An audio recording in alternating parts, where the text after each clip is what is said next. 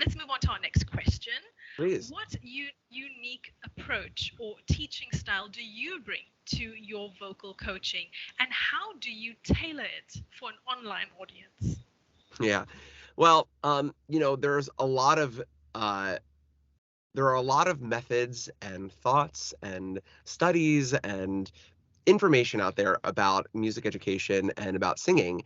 And I really find it most beneficial to teach from the experiential self, from bringing what I already have experienced, as well as thinking about what the students themselves are experiencing, and not so much thinking of it as this sort of master apprentice type of thing. I think that being this like all knowing, all powerful person that's going to, bring some wisdom to the children, Yeah.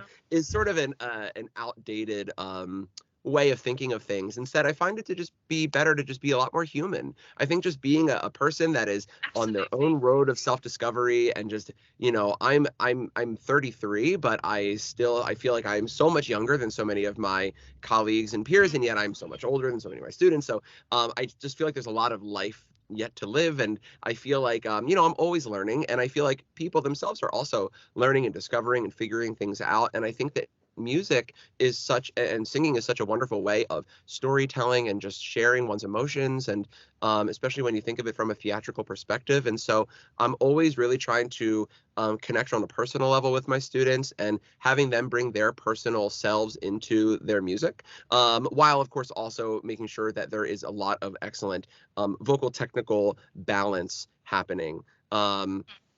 I think that, in order to tailor this stuff for an online audience, that in a one-on-one lesson, you'd be able to really get into the unique individual vocal tendencies of a particular singer, and address those tendencies and fix those issues, and, use the best tools to improve their vocal technical prowess.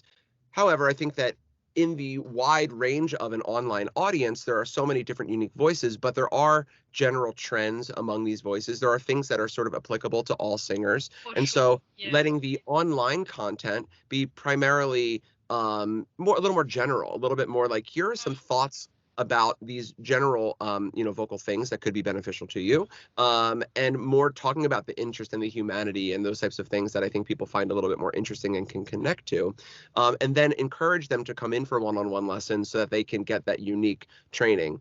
Sprinkling a bit of like a, do you sing like this? Maybe this could help. But obviously, those types of videos are, varied, and again, a little bit more general, and, obviously specific things will help those individual students. But overall, I think that, thinking broadly helps to create broader content. For sure, that's Yeah. awesome. How about For you? me, I'd say my teaching style is more casual. I like to keep it really casual, but practical at the same time. Like I like to make the vocal training very simple and enjoyable for the average person. Um, I like to think, vocal training is for everyone. It's not just for people that are really wealthy or people that may be like professional singers, which is the approach, that we've always gotten when it comes to vocal training. But I like to make it something, that it's really simple and accessible for everyone. And then when it comes to the online tailoring, I just try to keep my videos really packed with very valuable content, but not too long at the same time, because I know people's attention spans can be really small nowadays. So I like to keep them in a very easily digestible kind of format. That's pretty Yeah. much it. Yeah. Yeah, no, you're so right on that, especially because, you go on like TikTok or YouTube Shorts, and or Instagram Reels, or Yeah. insert your scrollable content source here. But there usually are like you can watch something for sometimes like 6 seconds and be like, next, I'm not into this. Exactly.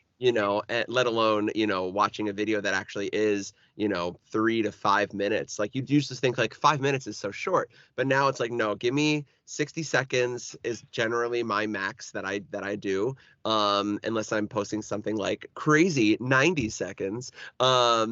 But yeah, even in those 60-second clips, like, obviously you're very limited to very succinctly getting to your point. And obviously you can only say so much in 60 seconds. So I think it's brilliant to just be like, what is simple? What is something that is, what is the heart of what I'm trying to say? Here it is. So obviously we can flesh that out and get a little bit more specific with an individual in a longer session, or in a longer video. But for the most Mhm. part, you're so right. These little short Yeah. things are going to be really, really useful for online videos and helping people understand things quickly and just sort of attract them to the other short things. So when you add up all of the short content you put out, all of a sudden it's like, oh no, there's hours of content here. It's just Yeah. all sparsed out in these short little snippets. So that's really great.